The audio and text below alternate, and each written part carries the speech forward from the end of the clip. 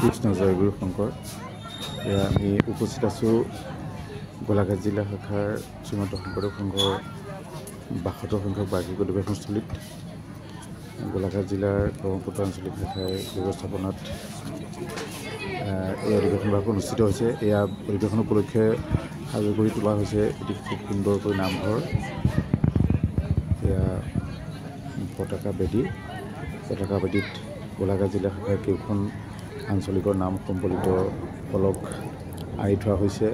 খুব সুন্দৰকৈ পতাকা বেদীটো এটা ব্যতিক্ৰমীভাৱে সাজি উলিওৱা হৈছে। চাৰিওফালে ভকত বাপ আই সমস্ত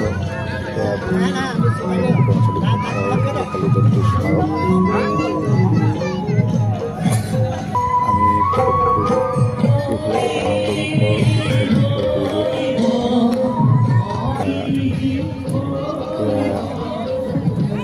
নামঘৰৰ সমীপতে নিৰ্মাণ কৰি দিয়া হৈছে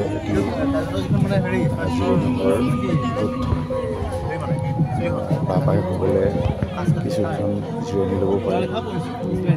এই জিৰণি ঘৰৰ কাষতে এয়া আঁচলিৰ বাগিচাও সকলে প্ৰস্তুত কৰিছে।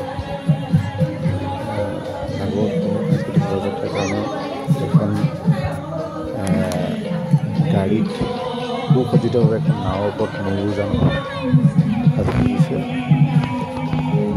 সেইফালে গৈ গৈছে জৰা